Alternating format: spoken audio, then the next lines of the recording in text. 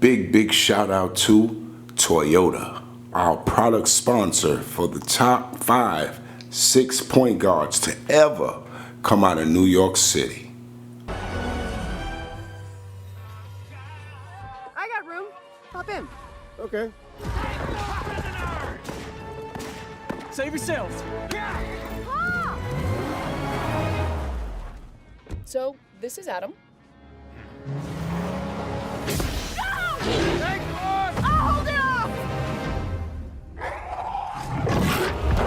Critter's got an ugly mouth. That's not its mouth. Oh, I just had this washed. You guys go! I can't fit! Get in, Brian. Thanks, Mom. Hey. Howdy. Again? Go wherever they need you. The all-new Highlander. Toyota. Let's go places. Hey, what's going on? E. Jones, bottom to the top hoops. I'm here with my guy. You already know, Black Elvis, we in the building. Yeah, hey, man. Another edition of Bottom to the Top Hoops podcast, bringing you that content and just everything basketball and New York City basketball, to that matter. Al, we got a doozy on our hand today, baby. Absolutely, baby. This is a good one. Yo, we talking about New York City point guards, a.k.a. point guards. Point guards. Yo, bro, they say that New York City is the home of the ball handler. They're always talking about we can't shoot. But, you know, we just going to own it for the sake of this show. And we're going to talk about what we do best, and that's the ball handling aspect.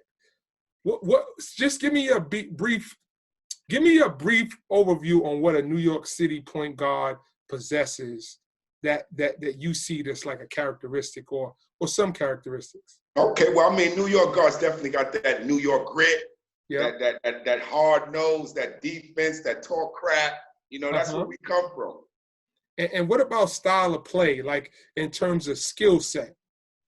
I always realized that the knock on New York guards, a lot of them couldn't shoot the jump shot, but what they all did well was get in that lane and dish. Yeah, and create havoc on the defensive end. Absolutely. Well, when we came up with this show, man, we were thinking about something that would be fun and entertaining. And again, I preface this by saying fun and entertaining. Yes, sir. You know, this is our opinion. We may leave out somebody, but we tried to do some research that we included everybody. So here's the criteria. The criteria is somebody who grew up in New York City, right? So if somebody's a Westchester kid or a Mount Vernon kid, no disrespect. We try to keep it to where we're going back to like 1980 because, you know, I was born in 74. So around the time I started watching basketball, Al and I close in age. And then taking it a step further, we want people that played in high school, college, and professionally. Absolutely. Some people, you know, might have did more time in high school. Some people might have had, you know, better careers in high school. But that's the basic criteria. And you have to have played in the league. Yes, you have to have played in the NBA. So we know we're going to leave out a bunch of guys that didn't make it to the NBA with street ball legend. Salute, we'll do a separate show just for that. Absolutely. But for now, and we're doing this position by position, this is a series of 5 shows that we're going to highlight guys from New York City in our era, and then we're going to try and get to like a top 5. Mm-hmm. All right. Well, I'm going to run the list. Hit me with the list, bro. Okay. Kenny Anderson. Mm-hmm. Stephon Marbury. Yup. Strickland. Ooh. Kemba Walker. Mark Jackson. Kenny Smith. Jamal Tinsley. Woo-hoo. Ray Alston. Yeah. Derek Phelps. Mm-hmm. Khalid Reeves. Mm-hmm. Pearl Washington. Hold up, Al. Hold on a second, Al. I just have to make a note. Okay. Pearl Washington was my favorite New York City point guard ever. I'm a Bronx guy. He's from Brooklyn, but he's my favorite point guard out of New York City of all time. Got you. That's what's up. up. I'm sorry. Go ahead. I'm sorry. It's all good. All right. Eric Barkley. Okay. Speedy Claxton. Uh-huh. Shamgar. Andre Barrett. Omar Cook. Sebastian Telfair, Russ Smith, Ridiculous. Yes, sir. Satterfield, and Sadiat Gaines. Sundiata Gaines. Yes. Woo! Oh, wait, by the way, E, I got to put this on the screen. Yo, let's give a little 10-second moment of silence, man, for 2 point guards, man, legends that, you know, passed due to this corona, man. Yeah, man, we gonna dedicate this show in the loving memory of Leigh Green and Dave Edwards, two personal friends of mine who had a great impact on the game, and just great guys in general. We're gonna give them 10 seconds.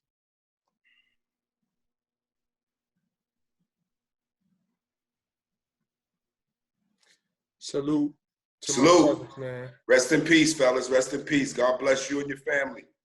So all right, E, back to live action. Let's get into this list, bro. Oh, man. Woo! I don't even know where to start, bro. Okay, all right, come on. I start us off. All right, so top 5. If we're going to do top 5, Kenny Anderson got to be in the top 5. All right, let's talk about Kenny Anderson for a second. Kenny Anderson perhaps was the most celebrated New York City point guard in the history of New York City basketball. It's debatable between him and Stephon Marbury. But, you know, Kenny was, I mean, again, you know, you go back to Tiny, but we're talking about 80s and on. And I'm just talking about appeal, talent. Like, he had something outside of basketball, which was an aura about Kenny. He had a movement, like it was people who wanted to be like him, who were patterning their games after him. I can't really speak to Tiny and what he did. I caught him on the back end. But what I'm saying is Kenny was the first guy, Pearl and Mark Jackson and Kenny Smith, those guys came in a class, all of them got promoted together. And they were, you know, you talk about Syracuse, North Carolina, and St. John's. Respect. Kenny Anderson, man, was just different. So, yes, he's top 5. Okay. NBA, down years, first year, kind of making that adjustment. Second year, All-Star, solid career. Everybody thought he had Hall of Fame potential. Think that, you know, obviously the story of Kenny Anderson's been documented, but had a really, really good NBA career. He ain't number 1 on the list with the best career. We're not putting this in no order. We're just choosing a top 5. Okay, got you. All right, I would have to say Starberry. Steph is in there, man. Again, you know, 20-10 in the league, long NBA career, reinvented himself in China, NBA All-Star. Go check out his documentary / movie too. Yeah, Kid from Coney Island. That's a dope joint. Check it out on Amazon and all of the other platforms. So, L, if you're talking about Steph and his impact, what do you think the greatest impact Steph had on New York City basketball? What was his greatest impact? I would have to say his greatest impact was literally showing that a kid from New York City can actually play for the Knicks. Well, Mark did it, and he was Rookie of the Year. Yeah, but 2 different eras. Yep. So, you know, I'm a part of Steph's era, of course, so I didn't see Mark. Right. And Rod did it too. So now when you look at it, Steph is on the list. All right, I'm going to give you the next one. Yeah. It's tough, bro. It's tough. You got to put. Well, you got to put Kemba because Kemba's relevant now. Yeah. Who's relevant now out of this group? So he got to make the list. Kemba's on there. Great career at Rice, city championship, state championship. Yo, Kemba, what the kid did in college, E, was amazing. Yo, I always use that and reference that run to kids who really feel that they game changers. If you a game changer, you're going to be able to do what Kemba did with all of those freshmen, put them on his back and go get the bag. I'm going to say this. The only other person to get a national championship that's, you know what, it's too many to remember, but in the top 5, he might be the only one with a national chip. Because I believe that North Carolina won it the year before Kenny Smith got there. So they won it in like 83, and he might have came in 84. I got to check those numbers. I got to check. I got to check. No, matter of fact, I think they might have won it in 81 when Mike hit the shot. I got to check my credits, man. Got to do my research. But so Kemba's on it, NBA All-Star, I think 3 times now. He's got to be on it. National championship, college, city, state. Definitely. So now we're talking about Mark Jackson.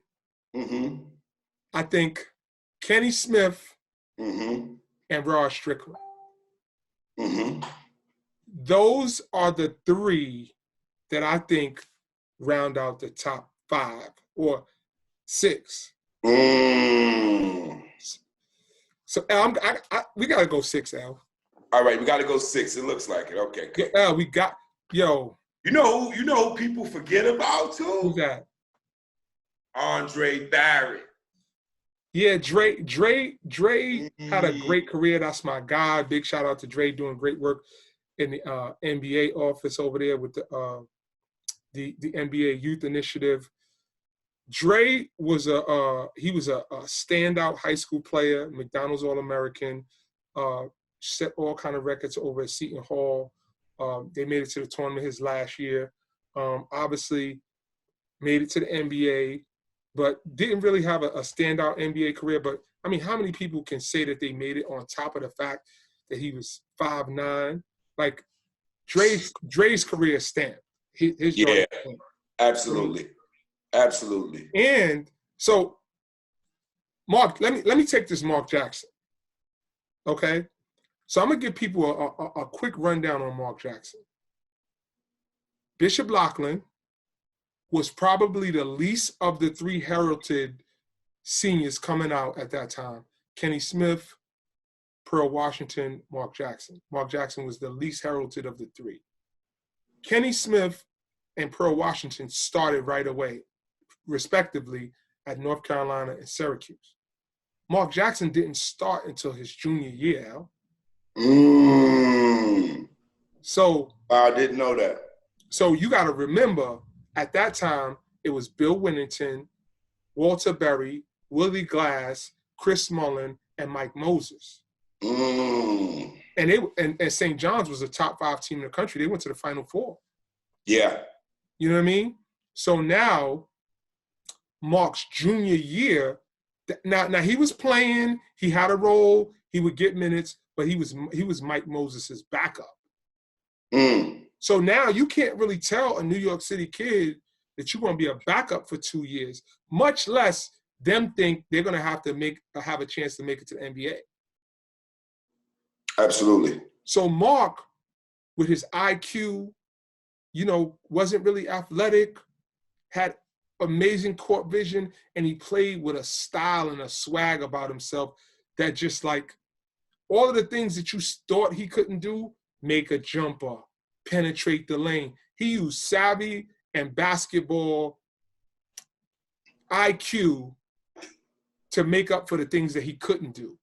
Got you. So now when they saying you can't run fast or jump high, just tell them, Mark Jackson did it. Tell them straight up and down, Mark Jackson had no motor. I don't know about motor. He just didn't have athleticism. Got you. He didn't have the athleticism, but his skill set and his basketball IQ was unmatched. His IQ was retarded. And he won Rookie of the Year. Yeah. So I just got to give Mark Johnson his flowers, man. All right, so all right, who we got? All right, Kenny Anderson. We got Stephon Marbury. We got Rod Strickland. We got Kemba Walker. And you're saying we're ending it off with Mark Jackson. No, we got Kenny Smith and Rod Strickland we got to put on the list. That's 6. Okay, so we going with 6. We can't even narrow it down. You can't narrow it down to the top 5 because that's so close. Like, you remember Rod in college, L? Yeah. In high school, in the NBA. Mm-hmm. I mean, what was your fondest memories of seeing Rod and what he was doing in the NBA? I used to love Rod because Rod just like, he had a knack how to get to that bucket. When he got to that bucket, yo, how he like flipped that pill, boy, it was retarded, man. Yo, is it safe to say he was like Kyrie before Kyrie? I don't think it would be a Kyrie without Rod. And he always, in his interviews, like he downplays or, I mean, he's going to give himself the credit, but he always speaks to Kyrie just being so different and the fact that his dad had a big influence on Kyrie's game. So Rod was kind of away when Kyrie was developing. So he don't take the credit for that, but just visually, the finishes, Kyrie don't really dunk a lot, and Rod was the same way. The size, the stature, the broad shoulders, and you know what? Here's the thing about Rod that people didn't know. Rod didn't really set you up and do a whole bunch of like shake moves and like pit pat pat. His stuff was all reaction. And he said that. I saw it recently in an interview. It was like, if you try to cut me off, I'm going behind the back. Like if you pull up on me, I go between the legs twice and then spin off you. Because that was all reaction. There's a difference between ball control and a handle. Yeah. Some people have ball control, like Derek Phelps had ball control. Not to say he didn't have a handle, but that, like you just wasn't getting it. Rod had ball control and he had a handle. So that's a deadly, he could bit, bop, bit, but he just didn't need to. Yeah. You know what I mean? He wasn't trying to flash and dash. It just looked that way because when you went left, he went right. When you go up, he go under. Now let's talk about Kenny Smith. 2 rings, Al. I know. That's why he's got to be on the list. Kenny Smith, Archbishop Malloy. Then he went to North Carolina. He played with Mike, for crying out loud. Yeah, that's crazy. Started in the backcourt with Mike. That's bananas. Then he won 2 chips as the starting PG. And in that 1 chip, when he hit the 6 threes, he was a big part of the reason that Houston won it. So he wasn't just there. Absolutely. Now, let me ask you this, Al. People don't even know Kenny Smith was a crazy athlete. He was in the dunk contest. I remember that. With the flat top. I remember the flat top crazy knock knee. I remember that. Yeah, man. Yo, Kenny Smith had the between the legs, and the backwards dunks and all that. Yeah, bounce. Yo, Kenny Smith was getting to it. Yeah, so man. We got our top 6. Now, I'm going to put you on the spot, Al. Okay. Who's the best out of the top 6? Top 6. Let me see. I'm going Kenny Anderson, Stephon Marbury, Rod Strickland, Kemba, Mark Jackson, Kenny Smith. I'm going with. Can I get 2? Go ahead, man. We already extended from 5 to 6. I just gotta go with Rod Strickland because I like watched that era, man. Like, and then like you gotta go with Kenny, but then it's like you gotta go with Kemba because he relevant now. See, I'm like the. You gonna leave it alone? You gonna leave it alone? You gonna leave it alone? Leave it alone. You finish us off, man. Finish us off. Yo, listen, man. This is our take on the best point guards / point guards, New York City history, criteria being NBA, college basketball, high school basketball, impact, skill, accolades, what you accomplish. We got Kenny Smith, Kenny Anderson, you got Kemba Walker, you got Rod Strickland, Mark Jackson. Stephon Marbury. So L, we got 2 from the Bronx. We got 3 from Queens and 1 from Brooklyn? Yeah. That's crazy. That's tough. That's tough. That's tough. Yo, man. I had fun with this one, L, man. Absolutely. Yo, make sure you follow my man at The Black Elvis on Instagram and all Appreciate social media followers, platforms. Follow me at Eric Jones 1481. Make sure you subscribe to the YouTube channel, BCOM TV. Yo, man, this is another great episode, Bottom to the Top Hoops. It's E. Jones. Your boy, Black Elvis, especially a dedicated shout out, rest in peace, to Lee Green, Dave Edwards. Shout out to their family, their children. They're in our prayers. Yes, sir. Yo, man, we appreciate it.